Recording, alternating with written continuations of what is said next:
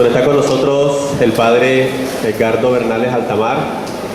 Él es sacerdote de la Arquidiócesis de Barranquilla, actualmente formador del Seminario Mayor Juan 23.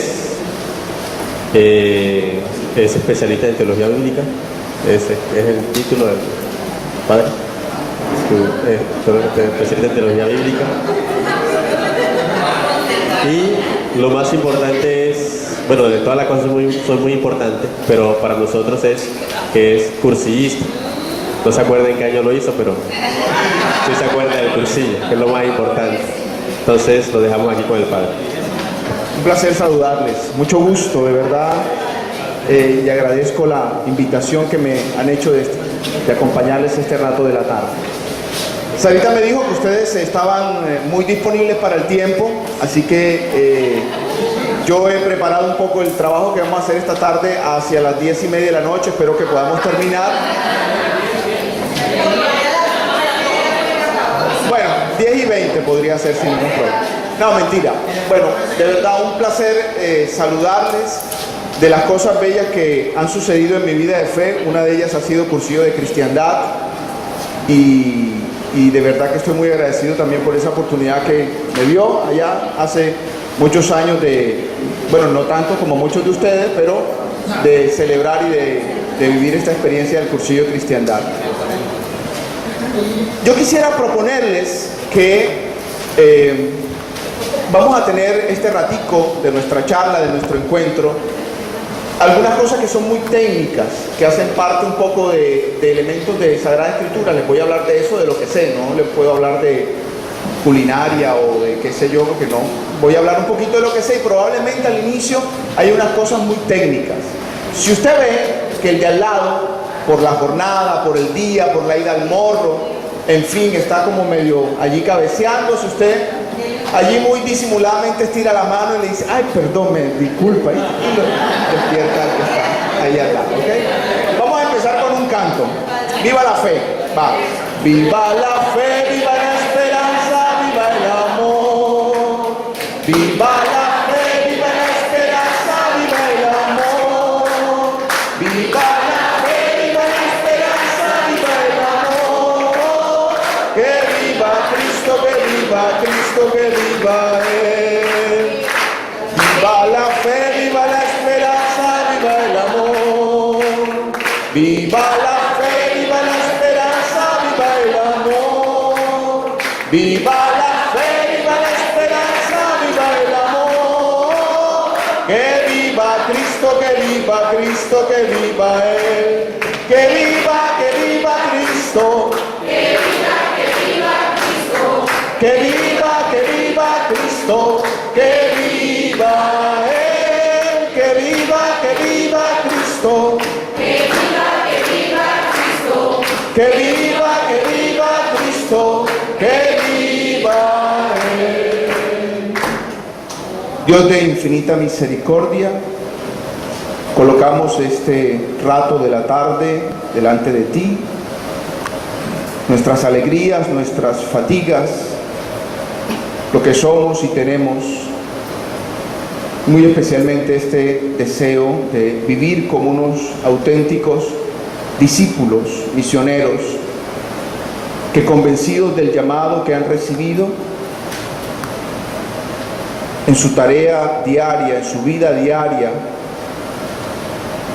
hemos entendido que estamos llamados a ser fermento, levadura, testigos de la fe.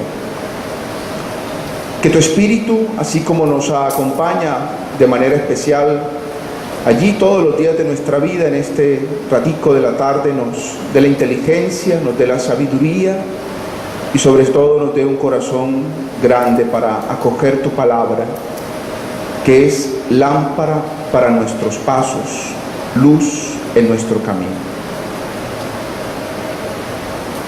Gloria al Padre, y al Hijo, y al Espíritu Santo, como era en el principio, ahora y siempre, por los siglos de los siglos. Amén. María, Madre de la Iglesia, ruega por nosotros.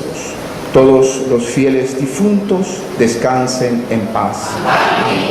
En nombre del Padre, del Hijo y del Espíritu Santo. Amén. Bien, esta mañana me contaron que estuvieron desde un poco la dinámica psicológica, antropológica, estudiando, mirando, reflexionando, profundizando sobre el liderazgo, lo que significa ser líder, el asumir precisamente desde esta dimensión humana, antropológica, las consecuencias que significa liderar procesos y lo que eso significa también en una mirada siempre de camino, hacia adelante, en perspectiva. Yo quiero entonces aprovechar este rato de la tarde, un poco con lo que estuvieron trabajando esta mañana, enfocar nuestra atención en el cuarto evangelio. Obviamente que en estas cosas de charlas hay que hacer opciones.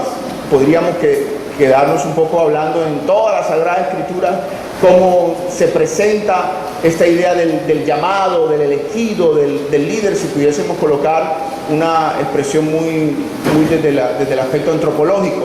Pero yo he querido tomar esta opción. Y esta opción es el cuarto evangelio, es decir, el evangelio de San Juan. Desde allí vamos a tratar de hacer una lectura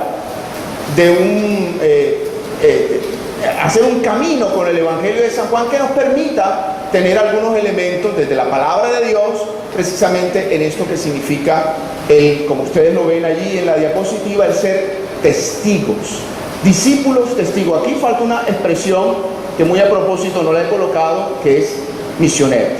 Ustedes creo que todos saben, y ojalá que si no lo han hecho todavía allí en cada uno de los movimientos de cursillo en sus respectivas diócesis, tomen el documento de Aparecida, lo estudien, le dediquen tiempo, porque allí está el programa de fe y de vida cristiana que la Iglesia latinoamericana se ha propuesto para estos años que siguen, ¿verdad? Y desde allí se propone precisamente la vida cristiana desde la óptica del discípulo misionero. Creo que probablemente muchos de ustedes en sus diócesis y allí al interior de Cursillo han trabajado, estudiado y dinamizado un poco las cosas desde esta perspectiva. Bien, yo voy a empezar desde el final del Evangelio de San Juan. El Evangelio de San Juan tiene el capítulo 21. El capítulo 21 es... ¿Tienen Biblia? ¿No? Ok, si tienen Biblia, pero sí. No pregunten. A mí me pasa con los estudiantes del seminario, y la vi, padre, que se me quedó, sálgase y vaya a buscar la Biblia. El Evangelio de San Juan tiene 21 capítulos. Tiene un prólogo, que es un prólogo poético, que es el capítulo primero. Tiene un prólogo narrativo que ahorita vamos a mirar, y el capítulo 21, que es el epílogo, un añadido final que hace parte del texto canónico. Y los estudiosos piensan que antes de ese capítulo 21, estos dos versículos, es decir, Juan 20, 30 al 31, reflejan el final, un primer final, digámoslo así, muy breve, del Evangelio de San Juan, donde está la finalidad del Evangelio. Dicen los estudiosos, probablemente allí, en esos dos versículos, el 30 y el 31, está la finalidad del Evangelio de San Juan. Recuerden que los Evangelios, estrictamente hablando, no son una biografía de Jesús. Efectivamente está toda la vida, ¿verdad?, narrada, contada de Jesús, los hechos, sus palabras, sus enseñanzas, que será siempre nuestro modelo. Pero los evangelios, estrictamente hablando, no son una biografía. Detrás de ellos hay una profesión de fe. Y esta profesión de fe quiere a los discípulos y a los lectores de todos los tiempos decirnos algo. Allí, en ese capítulo 20, verso 31, dice: y muchas otras señales hizo también Jesús en presencia de sus discípulos, que no están escritas en este libro. Pero estas se han escrito, es decir, todo lo que contiene el Evangelio, podríamos decir, estas se han escrito para que crean que Jesús es el Cristo, el Hijo de Dios, y para que al creer tengan vida en su nombre. Palabra del Señor. Bellísimo. Son dos versículos con una riqueza absolutamente extraordinaria. Todo lo que está allí en el Evangelio, y podríamos decirlo de Mateo, de Marcos, de Lucas, de Juan, todo lo que se ha escrito tiene una finalidad. Y esa finalidad es precisamente para que crean. Para que crean. Y para que crean en Jesús, el Hijo de Dios, y para que creyendo tengan vida. Tengan vida. En el fondo, toda la labor que se realiza desde cualquier movimiento, desde Cursillo de Cristiandad, tiene que llevar a eso. para que crean en el Señor y para que creyendo tengan vida. Esos dos versículos tienen un problema. O bueno, no los dos versículos, una de las expresiones de esos versículos. Y es el verbo creer. Si ustedes se dan cuenta, por aquí hay una cosita en rojo. Allí en rojo es griego. Disculpen, padre, porque usted viene aquí a tirársela aquí de que sabe griego, no sé qué, no sé qué. Ok, pero seguro que allá no. Ok, ahí dice pisteuete. El verbo en griego creer es pisteo. Y la expresión en griego dice pisteuete. En unos manuscritos dice pisteuete. Pero en otros manuscritos dice pisteusete. Si ustedes se dan cuenta, por aquí hay una letrica entre otros paréntesis. Es decir, hay una gran cantidad de manuscritos que dice pisteuete y hay otra gran cantidad de manuscritos que dice pisteusete. Uy, ¿eso qué tiene de particular, padre? Cuando lleguen allá a sus casas y les pregunten el sábado en la tarde qué hicieron, le van a decir allá, le pregunten sus esposas o sus esposos, cuenta, ¿qué te digo? Estuvimos profundizando en el griego del Nuevo Testamento, pero con una propiedad.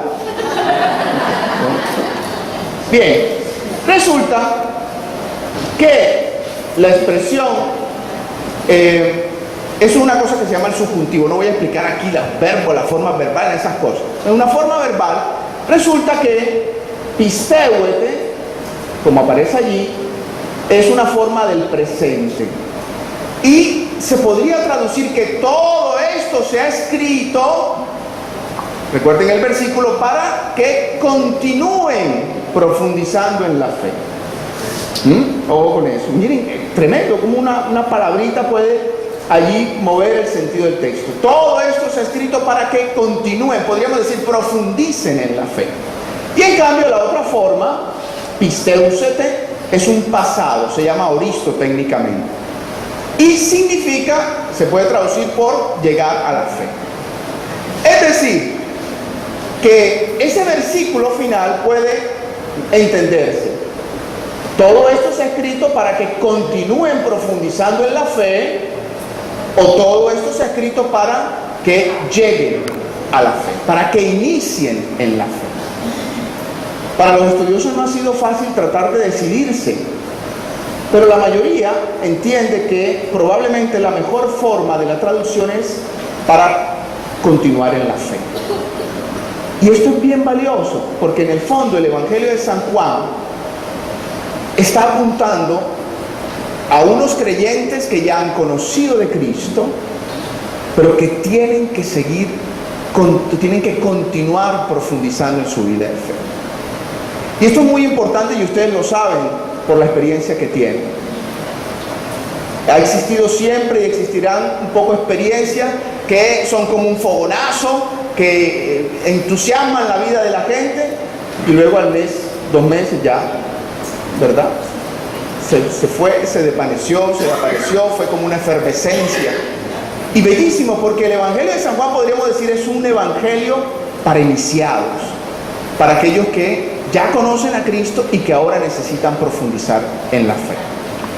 La otra expresión no se descarta, también es cierta. De hecho, nosotros leemos el Evangelio de San Juan, lo hemos escuchado, y efectivamente allí podemos entender que también para los que llegan a la fe, los que se acercan por primera vez a la fe, también el Evangelio de San Juan tiene las puertas abiertas. ¿Se entiende esto? Es una cosa técnica en la que no me voy a demorar mucho. Para profundizar en la fe. ¿Por qué he querido insistir en eso? El Evangelio de San Juan, cuya finalidad es todo esto que se ha escrito para profundizar en la fe. Porque la imagen que aparece en el Evangelio de San Juan del discípulo tiene que ver con eso. O sea, no es simplemente el que llega y bueno, aquí cómo es la cosa con Cristo. Allí realmente hay un proceso, unas exigencias que es para todos los cristianos, que es para todo el mundo, pero muy especialmente para ustedes y para mí, que ya hemos hecho un recorrido, un camino en la vida de fe. ¿Verdad? Bien, teniendo eso como telón de fondo, yo quisiera invitarles a que hiciéramos juntos precisamente un itinerario, ¿verdad?, hiciéramos un recorrido, un viaje, no me malentiendan viaje, porque alcen la mano los que son de la costa. Eso. En la costa, en costeñol, viaje significa varias cosas, ¿no? Más un viaje. ¿Cómo? Bueno, procurador, él aprendió muy bien costeñol. Ok, para los que no son de la costa.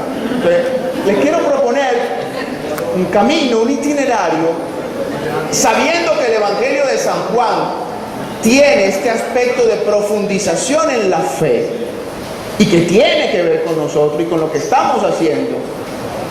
Y muchos de ustedes tienen años, añísimos en cursillo de cristiandad, ¿verdad? Sarita al menos 55 años, ella hizo la primera comunión y enseguida entró a cursillo de cristiandad. Bueno, en fin. Entonces, viene como anillo al dedo este Evangelio de San Juan. Y vamos a hacer este itinerario teniendo como referente el discípulo testigo que aparece en el Evangelio. Entre otras cosas, creo que la mayoría de ustedes sabe que en el Evangelio de San Juan aparece una figura muy bella, bellísima, que ha inquietado la vida de los creyentes y de la vida espiritual y de los estudiosos de la Biblia, el Evangelio de San Juan. Y es la figura del discípulo a quien Jesús amaba, que entre otras cosas no tiene nombre en el Evangelio de San Juan. O sea, aparece como una figura, podríamos decir teológica, a través de la cual se va haciendo un itinerario de fe. Entre otras cosas, adelanto, este discípulo que aparece en el Evangelio de San Juan, que no tiene nombre, aparece en los momentos más importantes de la vida de Jesús. Fabuloso. O sea, este discípulo está allí en los momentos más importantes de la vida de Jesús. Y entonces vamos a través de este itinerario a tratar un poco de degustar la palabra y a tratar de entender, bueno, desde allí, ¿qué me está pidiendo el Señor? Desde esta dinámica de compromiso, desde esta dinámica de la vida espiritual, desde esto que hago, desde esto que soy, y mi aporte también desde mi compromiso en el movimiento Cursillo de Cristiandad. ¿Ok? ¿Estamos listos? Bien. Y empezamos por el primer capítulo. Si ustedes recuerdan, después del prólogo de San Juan, ¿quién aparece en todos los evangelios? Juan el Bautista. Juan el Bautista, que está preparando el camino al Señor. Pero la presencia de Juan el Bautista en el Evangelio de San Juan es bien especial, porque realmente no está preparando en el sentido que lo hace Mateo, Marcos y Lucas el camino al Señor, la venida del Señor, sino que está dando testimonio de lo que él ha visto. Ojo con esa expresión testigo, testimonio. Juan también aparece en el Evangelio como aquel que está dando testimonio de lo que está sucediendo en alguien que se llama Jesús de Nazaret. Y allí en el primer capítulo está la famosa escena donde Juan está con dos discípulos. ¿La recuerdan todos, no? Dice que llegó Juan, después de haber dicho unas palabras, llega con dos de sus discípulos y cuando ve pasar a Jesús, ¿qué sucede? Dice que señalando a Jesús, le dice, este es el Cordero de Dios, que quita el pecado del mundo. A sus dos discípulos. Este es el Cordero de Dios que quita el pecado del mundo. Una expresión en Juan única. Y estos dos discípulos, que son discípulos de Juan el Bautista, ¿qué hacen? Se van detrás de Jesús. Absolutamente bellísimo. Ya lamentablemente no vamos a tener tiempo para leer un poco todos los textos, pero creo que poco por la vida de ustedes y la lectura tienen el texto allí en la cabeza. Al día siguiente Juan se encontraba de nuevo allí con dos discípulos, con dos de sus discípulos. Fijándose en Jesús que pasaba, dijo: he ahí el Cordero de Dios. Al oírle hablar así, los dos discípulos siguieron a Jesús. Jesús se volvió y al ver que le seguían les preguntó: ¿qué buscan? Ellos le dijeron: Rabí, que quiere decir maestro, ¿dónde vives? Les respondió: vengan y lo verán.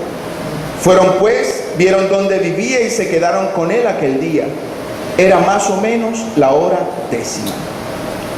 Bellísimo eso. Creo que de esas cosas que uno debería quedarse un momentico en silencio para volver a masticarla, leerla, profundizar. Los dos discípulos de Juan el Bautista.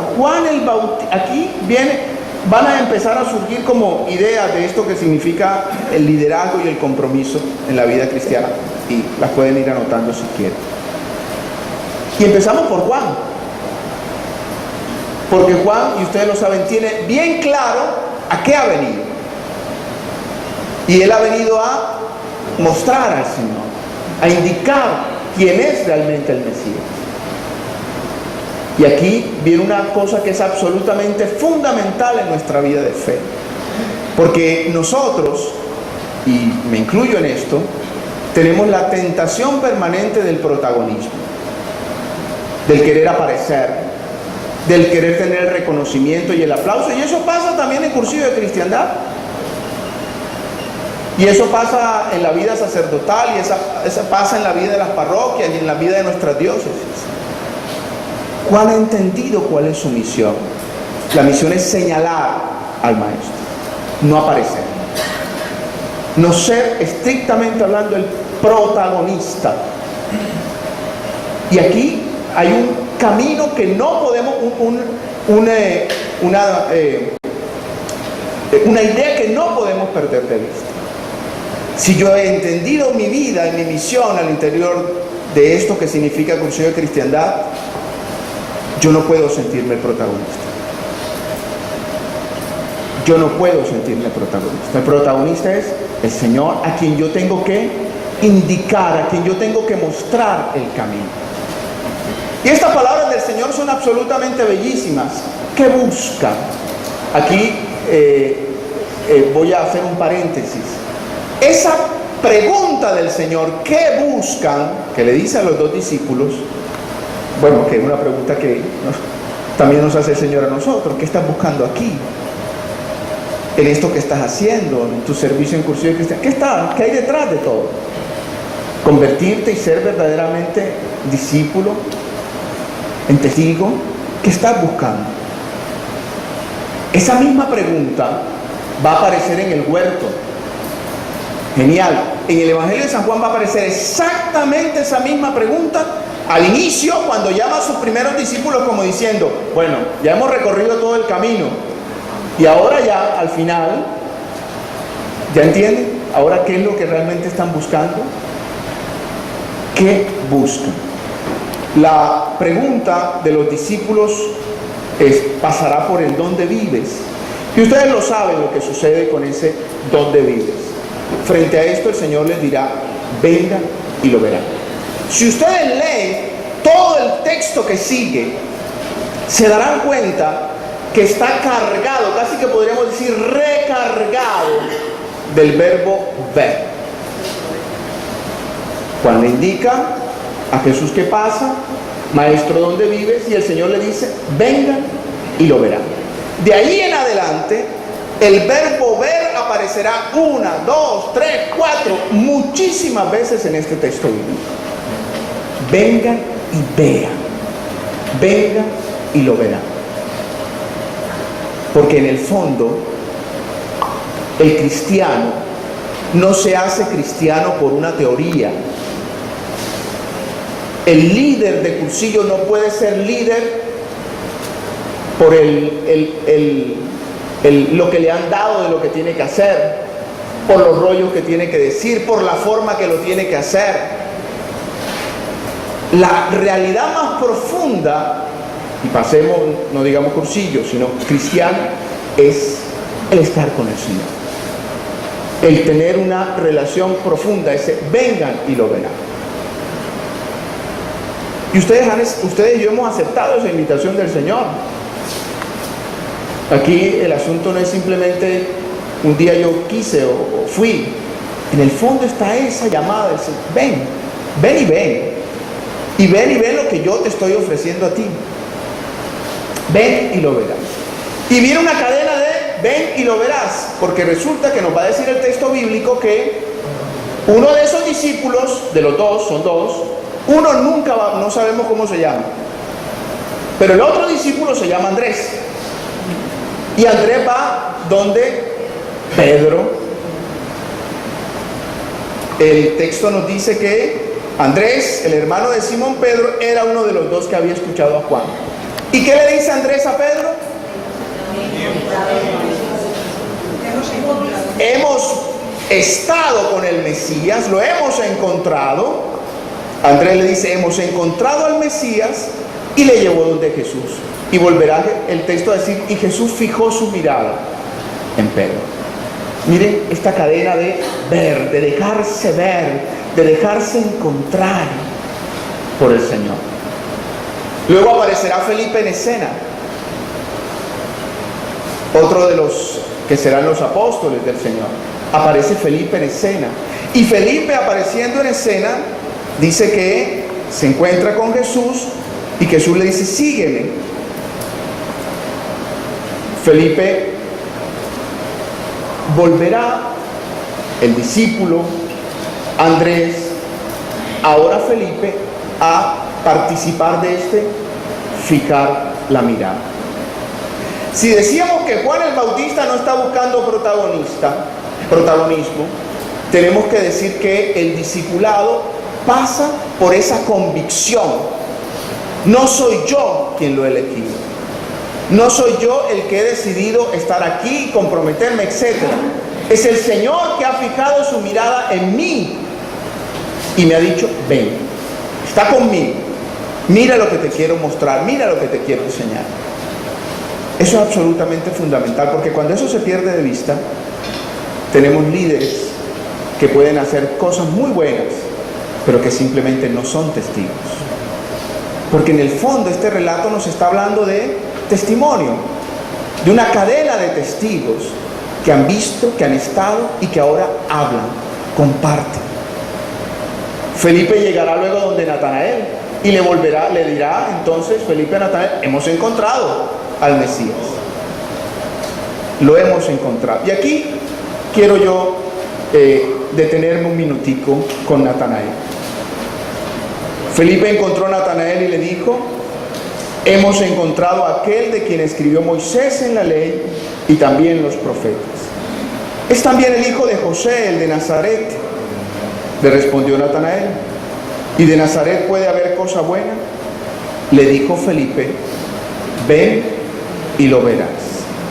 Estupendo. Miren, vuelve a aparecer ese verbo ver, pero ese ver en sintonía con el estar con el Señor. Ven y lo verás. En el fondo eso es lo que sucede en la experiencia de Cursillo de Cristiandad. O creo que es un poco lo que está de fondo de todo, ¿no? Tener un fin de semana para ver y conocer al Señor. Algunos iniciando, algunos profundizando, otros caminando un poquito más adelante. Y qué bello que nosotros podamos ser conscientes de eso. El movimiento, la labor que hacemos, el trabajo, el esfuerzo, la dedicación, la fatiga, las canas, todo lo que significa la organización de Cursillo de Cristiandad, al final están provocando eso. El que la gente llegue, vea y pueda experimentar la acción del Señor. Allí está fundamentalmente la labor, y la labor que ustedes realizan como equipo, pero también como personas, como equipo y como personas. Y aquí sigue la cosa con Natanael, porque ante la invitación de Felipe, ven y lo verás, dice el texto bíblico. Cuando vio Jesús que se acercaba a Natanael, dijo de él, ahí tienen a un israelita de verdad en quien no hay engaño. ¿Ustedes saben por qué Jesús dice eso? Cuando Jesús ve a Natanael dice, he ahí un israelita en quien no hay engaño. ¿Ah? Ustedes saben quién era Israel, ¿no? Israel es el nombre que el Señor le coloca a Jacob en una famosa lucha en medio de la noche, ¿no? Jacob, que es el hijo de Isaac, Abraham, Isaac y Jacob, los tres patriarcas. Luego, en este momento, el Señor le pondrá por nombre a Jacob Israel. Y ustedes saben la historia de Jacob. Jacob engañó a su padre para obtener la primogenitura. Ok. Luego tuvo por allá una pelotera con Labán, donde hubo también una situación como medio engaño. Genial, porque la alusión que está haciendo el texto bíblico es hay un israelita verdadero en quien no hay engaño, está evocando la diferencia sustancial entre ese Natanael y lo que había sucedido con Jacob. Y ustedes saben que allí el Señor le dice: te vas a llamar Israel, luego vendrá todo el pueblo de Dios. Israel normalmente ha sido traducido por el que es fuerte ante Dios, o fuerte con Dios, la famosa lucha, ¿no? Pasaron toda la noche y al final Dios le llama Israel. Pero los padres de la iglesia han propuesto una bellísima interpretación de Israel, de la palabra Israel. El Señor le dice a Natanael: he ahí un israelita verdadero. Ok, vamos a tratar aquí de decir alguna cosa en hebreo. Realmente Israel en hebreo se dice Yisrael. Israel. Ok. Y ese Yisrael está compuesto de tres palabritas. Ish, que significa hombre. Roe, que es el verbo ver. Y termina con el, que significa Dios. Yisrael. Ish, Roe. ¿Quién es este que se va a hacer discípulo del Señor? Este israelita en quien no hay engaño, uno que está viendo a Dios. Ese es Natanael, uno que está viendo a Dios. ¿De qué me conoces?, le dirá Natanael. Porque te vi de la higuera, ¿crees, Natanael? ¿Y qué le dirá el Señor? Verás cosas mayores. Miren cómo alrededor de todo este relato está el inicio, están, digámoslo así, unos elementos fundamentales de entender que ser cristiano pasa por el ser testigo, por poner la mirada delante del Señor. De hecho, esa expresión Israel, ojalá, que tiene que ver con todos nosotros, porque hoy nosotros estamos llamados a ser, entre comillas, somos cristianos, pero a ser israelitas verdaderos. ¿Por qué? Porque tenemos puesta nuestra mirada en el Señor. El día en que lo que estén haciendo desde el movimiento Cursillo de Cristiandad no ponga su mirada en el Señor y no ayude a poner su mirada en el Señor, ese día son una asociación, son una ONG de la que tanto habla el Papa Juan Pablo, el Papa Francisco. En la iglesia tenemos esa tentación de terminar siendo ONG, ¿verdad? Grupos, asociaciones que hacen de todo y que hablan de todo, pero que en el fondo falta el anuncio del Señor. Entonces, qué bonito que nosotros podamos enfocar allí como nuestra primera mirada, nuestro primer también mirar nuestro corazón. Lo que yo estoy haciendo, lo que estamos haciendo como movimiento, está ayudándole a los demás a ver al Señor, a poner su mirada en el Señor, a tener una verdadera experiencia del Señor, a encontrarse con el Señor y no encontrarse simplemente con unas nociones, con unas ideas, con unas cosas. Y ustedes creo que lo saben, muchos de ustedes trabajan en catequesis en sus parroquias. Una de las grandes preocupaciones de la iglesia hoy, del mundo entero, también latinoamericano, una de las grandes preocupaciones es que muchas veces hacemos tantas cosas que se nos olvida anunciar a Cristo, se nos olvida el querigma. Incluso pensemos un poquito lo que sucede con los niños de primera comunión, de confirmación, ¿verdad? Se les enseña tantas cosas que son importantes y que hay que aprender, pero al final no se les lleva a una verdadera experiencia con el Señor. Aquí está el primer momento. Y el primer momento de todo discípulo, de todo creyente y podríamos decir de todo cursillista, es ese contacto con el Señor. vengan y lo verán. Estar con Él, disfrutarnos de la compañía de Él y saber que es solo estando con Él lo que me permitirá precisamente anunciar a los demás lo que yo he estado experimentando. El Señor le dice a Natanael: verás cosas mayores, verás al Hijo del Hombre, verás que sobre el Hijo del Hombre suben y bajan los ángeles del cielo. Es una alusión a la escala de Jacob, pero también es una alusión a lo que va a suceder al final del Evangelio de San Juan, que es la pasión y muerte del Señor. Verás cosas mayores. A esas cosas mayores se refiere el Evangelio de San Juan. Esto es el primer momento, los dos discípulos de Juan el Bautista.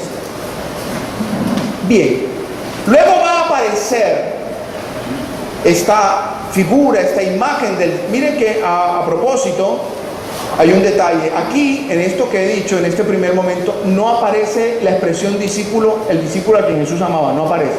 Dice el otro discípulo.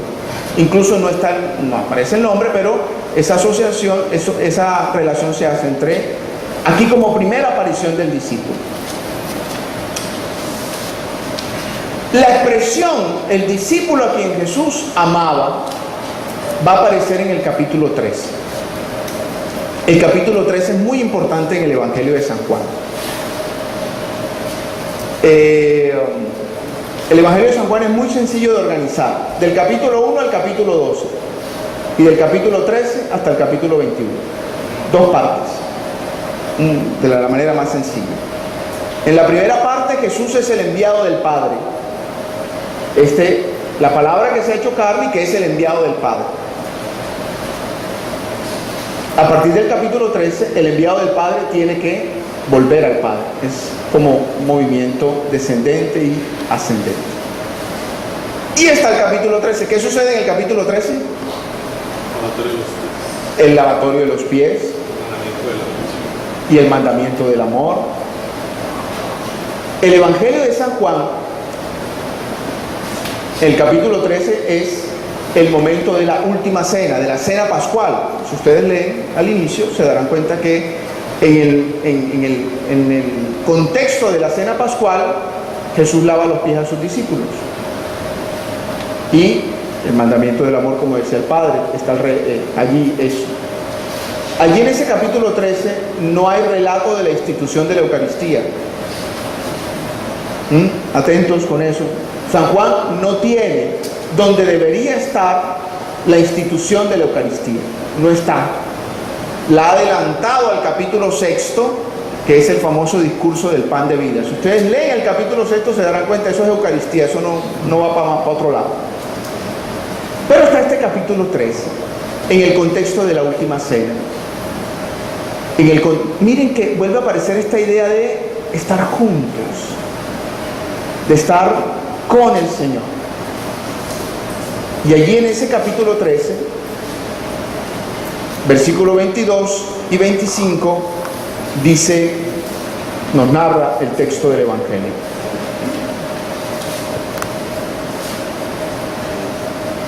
Cuando Jesús pronunció estas palabras, se turbó en su interior y declaró: en verdad les digo que uno de ustedes me entregará. Los discípulos se miraban unos a otros sin saber de quién hablaba. Uno de sus discípulos, el que Jesús amaba, estaba a la mesa, al lado de Jesús.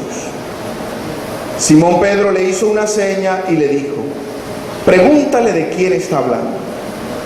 Él, recostándose sobre el pecho de Jesús, le preguntó: Señor, ¿quién es? Y vendrá todo el resto donde Jesús hablará de Judas el Iscariote. Este discípulo que está sentado a la mesa y que recuesta su cabeza en el pecho del Maestro.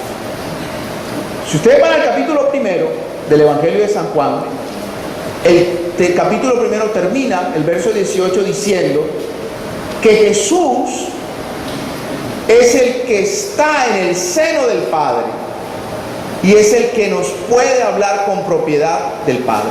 Palabras menos, palabras más. Es la misma expresión que utilizan para hablar de recostarse al pecho. Solo aquel que ha experimentado no solo estar con el Señor, sino también entender esta dinámica que pasa por el servicio y por el amor, es capaz de entenderse discípulo. Estamos ya en el momento final de Jesús, está hablándoles ya de lo que viene. Viene la pasión, viene la cruz, que es un tema que no nos gusta hablar, ¿eh? Ustedes lo saben porque en Cursillo de Cristiandad también se toca esto. Este tema del discipulado que tiene que pasar por la cruz. Esto de la cruz no es un tema que nos guste mucho hablar. Y aquí, en esta escena del capítulo 13, hay una cosa absolutamente estupenda. El Señor le dice a sus discípulos: ustedes me dicen a mí, Señor, Maestro y Señor, y lo soy, y en verdad lo soy. Si yo, que soy el Maestro y el Señor, he hecho esto con ustedes, hagan ustedes también lo mismo. Porque el que ha estado con el Señor entiende que el asunto no es solamente en la línea de la intimidad, de la profundidad espiritual, del ver y de estar con Él, sino que luego pasará a la dinámica del servicio. No nos lo dice el Evangelio, es cierto, pero el contexto de la última cena nos habla de eso.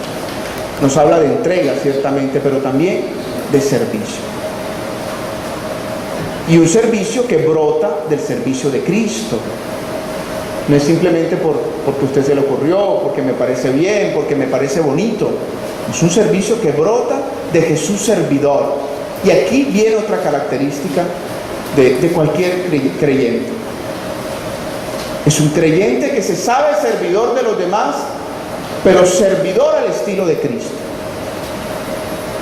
Ojo, no servidores que buscan protagonismo. Luego va a aparecer nuestro relato, nuevamente, nuestro personaje, en el capítulo 18. Ya estamos en el momento de la pasión. Ya a Jesús, las autoridades judías lo han llevado al juicio, está empezando todo el proceso de Jesús, y dice que Pedro se quedó afuera. Ya Jesús está delante de las autoridades, ahí en el capítulo 18. Y Pedro se queda afuera, eso lo sabemos todos, ¿verdad? Un poco el relato de la pasión. Pedro se queda afuera.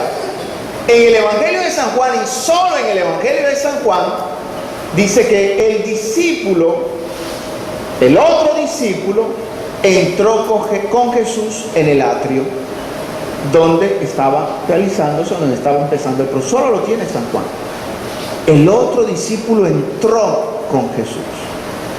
Miren hasta dónde la cercanía, la empatía, el entender, el comprender hasta dónde llegan las consecuencias del maestro, que se es capaz de ir hasta allí.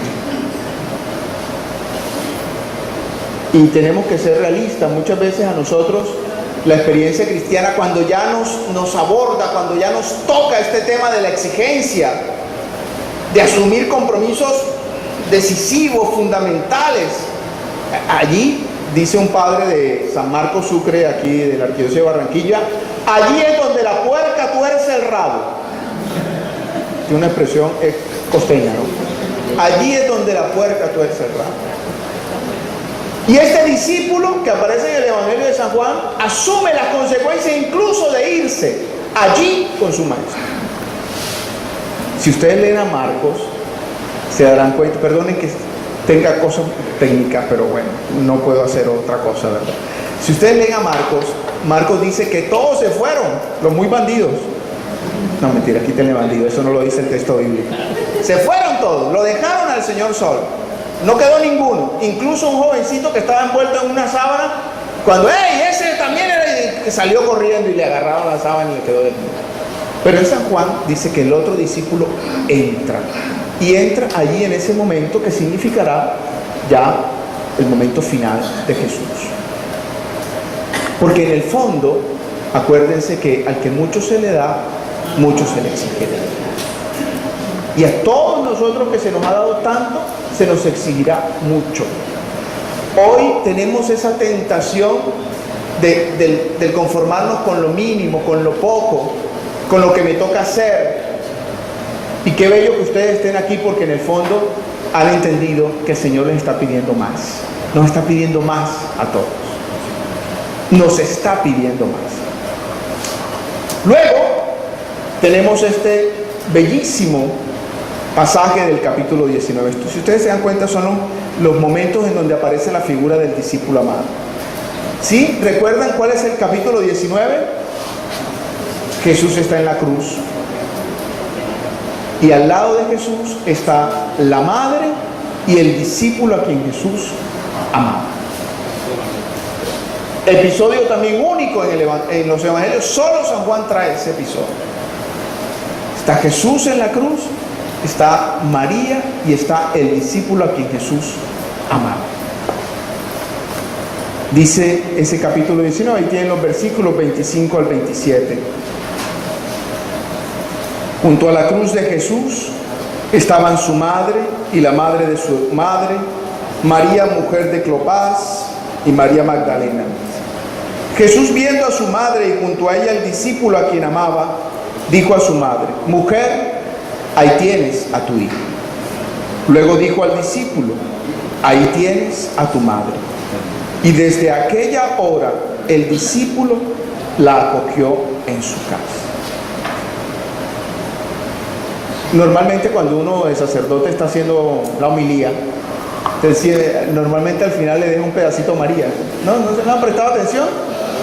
Y entonces cuando hay sacerdotes a quienes nos dicen, tenemos varios apodos, ¿no? Hay sacerdotes a quienes nos dicen el Padre Eterno, o sea, eso habla una eternidad. Entonces cuando ya uno ve que el cura está en la homilía después de un montón de tiempo hablando de María, ya esto se va a acabar. Sí, un poco uno tiene la sensación. El colofón, ¿verdad? Claro que hay otros que se emocionan y entonces empiezan a hablar de José y agarran a la historia de salvación otra vez. Bueno, hay otros sacerdotes que les dicen pan caliente. ¿Saben por qué, no? Porque siempre que llega la gente al despacho parroquial, la secretaria dice: acaba de salir. Acaba de salir. Ahorita, bueno, acaba de salir. ¿Quiénes son los sacerdotes que están aquí? Alcen la mano los sacerdotes. Esperemos que no nos digan así, ¿ah? La gente. Bueno. Acaba de salir. No está por ahí. Bien. Pero genial. Porque en el relato, en la secuencia del discípulo, donde aparece el discípulo, no es el momento final donde aparecerá por allá María. Está allí en un momento crucial, que es el momento de la cruz. Y en este momento crucial, las palabras, si ustedes vuelven sobre el texto, hablan, no le llaman María, aparece madre, que es la expresión que Juan utiliza para referirse a María, madre. Aparece en Caná de Galilea y aparece aquí la madre. Y dice que, si ustedes ven las palabras con las que se dirige Jesús a María y a el discípulo, están en referencia, o están digamos así, en la dinámica de una relación de familiaridad. Hijo, madre. Hijo, ahí tienes a tu madre. Madre, ahí tienes a tu hijo. Y a mí me parece bellísimo, porque no solo por la figura de María, que tiene que ser importante en la vida de todos nosotros, ¿verdad? Por el lugar que ocupa como modelo de discípula en la iglesia, sino sobre todo porque allí nos enseña que el discípulo, testigo, amado por el Señor, que ha tenido una experiencia por el Señor, también tiene que sentirse hijo. Hijo. Ustedes lo saben, la gran novedad del Nuevo Testamento es que Jesús nos ha revelado que Dios es no solo el omnipotente, el omnipresente, el omnisciente, el todo lo que quiera, sino es Padre, Papá. Y qué bello que podamos allí también pensar y repensar esta espiritualidad de la filiación. Porque un verdadero líder cristiano, un verdadero discípulo del Señor, vive todos los días la espiritualidad de la filiación. Me sé hijo, me siento hijo y me siento amado por el Padre. Y además está acogiendo, como dice el texto bíblico, allí dentro de esta espiritualidad profunda del Evangelio de San Juan, a la madre, a María, que es modelo del discipulado. Y vamos acercándonos al final, y no hablando de María. El texto, el penúltimo texto donde aparece la imagen del discípulo amado, es el texto de la resurrección. Miren que el discípulo ha aparecido en los momentos más importantes de la vida de Jesús, cuando llama a sus primeros discípulos, en la última cena, en la cruz y ahora en Pascua. Voy a leer los tres primeros versículos de este capítulo 20. Vuelvo y repito, lamentablemente no tenemos el tiempo para leer los textos, pero luego sacarán el ratito. El primer día de la semana fue María Magdalena de madrugada al sepulcro cuando todavía estaba oscuro y vio que la piedra estaba retirada del sepulcro. Echó a correr y llegó donde Simón Pedro y el otro discípulo a quien Jesús amaba y les dijo: se han llevado del sepulcro al Señor y no sabemos dónde lo han puesto. Salieron Pedro y el otro discípulo y se encaminaron al sepulcro. Corrían los dos juntos, pero el otro discípulo corrió por delante más rápido que Pedro y llegó primero al sepulcro. Al asomarse vio los lienzos en el suelo, pero no entró. Detrás llegó también Simón Pedro, entró en el sepulcro, vio los lienzos en el suelo, pero el sudario que había cubierto su cabeza no estaba junto a los lienzos, sino plegado en un lugar aparte. Entonces entró también el otro discípulo, el que había llegado primero al sepulcro, vio y creyó, pues hasta entonces no habían comprendido que según las Escrituras Jesús tenía que resucitar de entre los muertos. Se queda el discípulo y afuera, y dice el texto bíblico, vio y creyó. Porque en el fondo de todo esto, no podemos perder de vista que el discípulo hace un verdadero proceso en la fe, y un proceso en la fe que tiene que llevarlo a esto. Miren que vuelve a aparecer el verbo ver y creer, ver y creer. Y aquí, en este momento tan culmen del relato de San Juan, este discípulo no necesita mucho para creer. Estamos ya terminando el año de la fe, dentro de un mes lo terminamos. ¿Qué ha significado este año de la fe para estos discípulos misioneros que estamos aquí? Recuerden que la fe no son solamente nociones que se aprenden, sino vida que se vive y se celebra. Y este discípulo está viendo y creyendo porque ha entendido quién es el Maestro. El Evangelio de San Juan terminará con el relato de Pedro, el Señor que se encuentra con Pedro, famoso triple momento, ¿no? Pedro, me ama, Señor, tú sabes que te quiero. Y luego de ese momento aparece el discípulo. Dice que estaba Pedro hablando con el Señor y el discípulo pasaba. Y Pedro le dice al Señor: Señor, ¿y este qué? O sea, acaban de estar en Pascua. Y el Pedro, ¿y este qué? Causa esa sensación de risa. ¿Y este qué? Y escuchen lo que le dice el Señor a Pedro. Viéndole, Pedro preguntó a Jesús: Señor, ¿y este qué? Perdón, voy a leer antes. Pedro se volvió y vio que le seguía el discípulo a quien Jesús amaba, que además durante la cena se había recostado en su pecho y le había preguntado quién es el que lo iba a entregar. Viéndole, Pedro preguntó a Jesús: Señor, ¿y este qué? Jesús le respondió: si quiero que se quede hasta que yo venga, ¿qué te importa?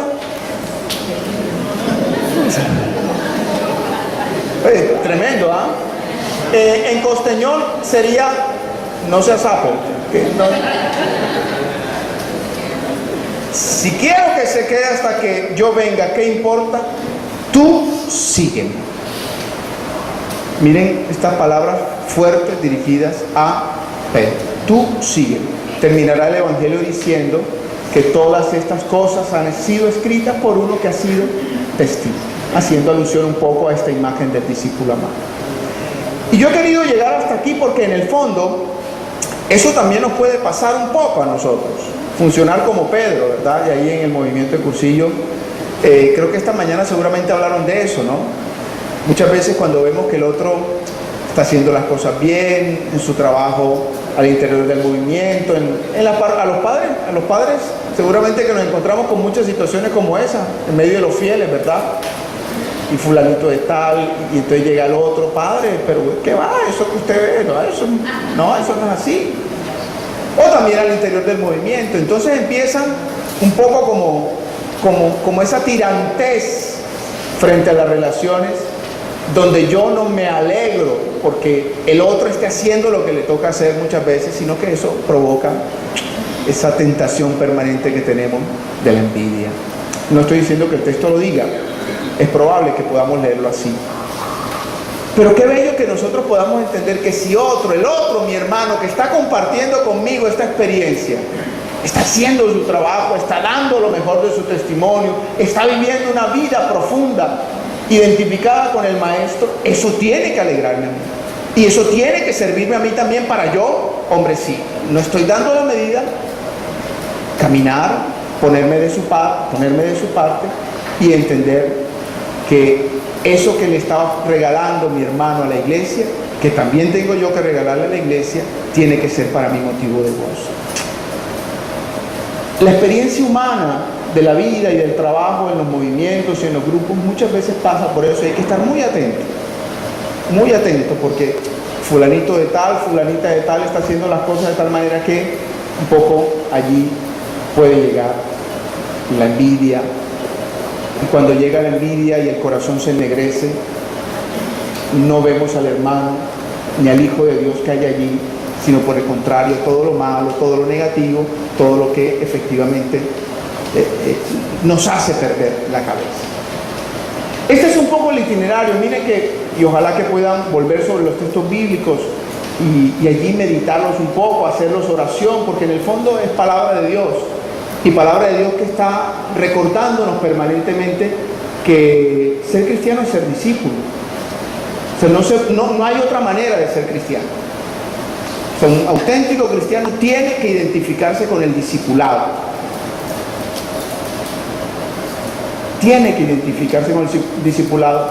Y el discipulado de Cristo, Él es el Maestro y será siempre el Maestro. Y aun cuando tengamos los títulos y tengamos toda la formación y hayamos participado en todos los cursillos de cristiandad habido y por haber, seguiremos siendo discípulos, no maestros, pero discípulos que son testigos y testigos del Señor. Pero que ahora, y con esto voy a terminar, entienden su vida cristiana como discípulos que son enviados, con esta perspectiva del ser misioneros. Miren, yo quiero, no sé si ustedes, voy a terminar realmente con unas frases de este gran hombre que nos ha regalado el Señor a la iglesia, Francisco. No sé si ustedes saben, yo confieso que me impactó muchísimo cuando escuché la historia. En la Pascua de este año, bueno, el Papa Francisco, ¿cuántos meses tiene de pontificado? Fue en marzo, ¿no? 13. Marzo, abril, mayo, junio, julio, agosto, septiembre, 7, 8 meses. En Pascua, ustedes saben que lo eligieron antes de Semana Santa, Papa. En Pascua, el cardenal Ortega, que es el cardenal de Cuba, en la misa de Pascua reveló un secreto de lo que, reveló una situación que sucedió en el cónclave. ¿Alguno de ustedes sabe? ¿No? Bellísimo. Resulta que parece que tuvieron una conversación los dos, el entonces cardenal Bergoglio y el cardenal Ortega, y antes de la elección del pontífice existieron unos encuentros para un poco mirar el perfil del pontífice, de quién sería el pontífice de la iglesia. Y al cardenal Bergoglio le tocó una pequeña presentación donde él expuso cuál era el pontífice que se quería en la iglesia. El cardenal Ortega le dijo: ¿por qué usted escribió eso? Y Bergoglio le dijo, no lo he escrito, pero yo te lo puedo anotar. Y al día siguiente, aquí hay una copia, no se ve, al día siguiente le entregó, sin ser elegido, al cardenal Ortega este manuscrito, que conserva con mucho cariño el cardenal Ortega. Obviamente, pues la dinámica cambió después de haber sido elegido pontífice. Y escuchen lo que dice, son 3 punticos. 3 punticos, mira, aquí se ve primero, segundo y tercero. En internet pueden buscarlo porque ya aparece en internet. La carta el manuscrito del cardenal Bergoglio a el cardenal Ortega. Y escuchen lo que dice. Primero, evangelizar supone celo apostólico. Evangelizar supone que la iglesia, en la iglesia la parresía de salir de sí misma. Bergoglio, antes de ser papa, de esas cosas que tenía en la mente y que tiene en la mente y en el corazón, entendía que una iglesia para vivir encerrada no es iglesia, es una iglesia que tiene que salir de sí misma. Cursillos de cristiandad, la labor en cada una de sus diócesis es absolutamente tremenda y exigente. Evangelizar significa salir como iglesia de sí misma. Segundo, cuando la iglesia no sale de sí misma para evangelizar, se convierte en autorreferencial y entonces se enferma. O sea, cuando se anuncia ella misma. Yo, que he tenido la experiencia aquí en la Arquidiócesis de Barranquilla, desde el seminario también ver muchos movimientos y muchos grupos, esta tentación del autorreferenciarse es permanente. Catecúmenos, no, que tienen que ser catecúmenos porque si no, no son verdaderos cristianos. Renovación carismática, hay que ser si no son de la renovación carismática, no viven auténticamente el cristiano. Emaús, no, es que si no hacen Emaús, no son los cristianos. Y entonces nos convertimos en autorreferenciales. Y eso podría pasar también a cursillo. Si no haces cursillo, no entras aquí en este ámbito de los que somos el top de los laicos. No, y tenemos eso en nuestra diócesis, pasa, y existen unos laicos que están por encima, ¿verdad? Ojo, la iglesia cuando es autorreferencial, sin darse cuenta, cree que tiene luz propia y deja de ser el misterio de la luna. Es una imagen de los padres de la iglesia, el misterio de la luna. Le decían así a la iglesia, porque la luna no tiene luz propia, sino que refleja. La iglesia es el misterio de la luna porque refleja a Cristo, que es la verdadera luz. Sigue el cardenal Bergoglio.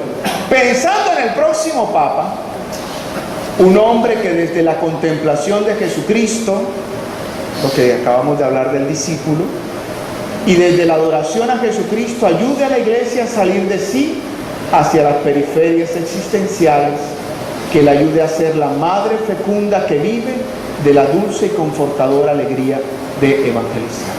Bellísimo. Pasamos de discípulo a entendernos misioneros. Y en misioneros no yo solo, como iglesia. Y una iglesia que tiene que llegar a donde, a las periferias existenciales.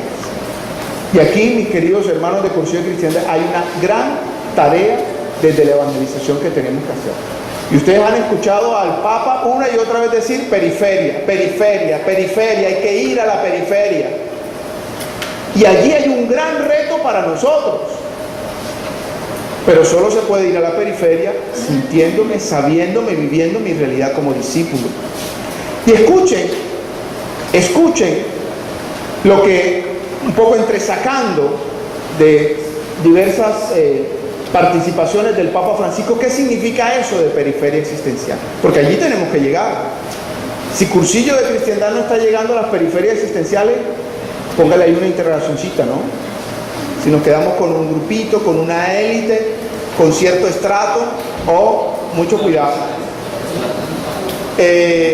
Nosotros en la Arquidiócesis de Barranquilla tenemos movimientos que trabajan con estratos, lamentablemente. O sea, solo me muevo en este estrato. Uf, qué peligro. Qué peligro. ¿Qué son las periferias existenciales? Todo lo que voy a leer es Francisco. En este momento de crisis no podemos preocuparnos solo de nosotros mismos, encerrados en la soledad, en el desaliento, en el sentimiento de impotencia ante los problemas. ¿Sabes qué ocurre? Cuando la iglesia se cierra, se enferma. Piensen en una habitación cerrada durante un año. Cuando vas, huele a humedad. Muchas cosas no marchan. Una iglesia cerrada es lo mismo, es una iglesia enferma. Cursillo de cristiandad, encerrado en sí mismo o abierto. ¿Está mirándose hacia adentro, mirándose el ombligo, o está mirando hacia afuera y lo que tiene que hacer? Sigue Francisco. La iglesia debe salir de sí misma. ¿A dónde? Hacia las periferias existenciales, cualesquiera que sean. Pero salir. Jesús nos dice, vayan por el mundo y predicar, den testimonio del Evangelio. Pero ¿qué ocurre si uno no sale de sí mismo? Puede suceder lo que le puede pasar a cualquiera que salga de casa y vaya por la calle, un accidente. Pero yo les digo, prefiero 1000 veces una iglesia accidentada que haya tenido un accidente que una iglesia enferma por encerrarse. Tremendo. Y en esto no nos dé miedo, no les dé miedo, Cursillo de Cristiandad, arriesgarse a ponerse grandes retos, a lanzarse aventuras allí en sus dioses y que signifiquen y que les exijan. Pero no se puede encerrar. Dice el Papa, prefiero una iglesia accidentada que una iglesia enferma por estar encerrada. Piensen en lo que dice el Apocalipsis. Dice algo bello, que Jesús está a la puerta y llama para entrar a nuestro corazón. Este es el sentido del Apocalipsis. Pero háganse esta pregunta: ¿cuántas veces Jesús está dentro y llama a la puerta para salir afuera, y no lo dejamos salir solo por nuestras seguridades? Porque muchas veces estamos encerrados en estructuras caducas que sirven solo para hacernos esclavos y no hijos de Dios libres. Allí está el gran reto. Pero este reto no puede arrancar y no se puede sacar adelante si no nos sabemos discípulos, si no nos sabemos testigos, discípulos del Señor. Y tenemos mucho trabajo, ustedes y yo. Ojalá que estas pequeñas ideas les motiven el corazón y que solo estando con el Señor, solo acercándonos a Él, podemos encontrar las fuerzas que necesitamos. Muy bien, muchas gracias, que el Señor les bendiga.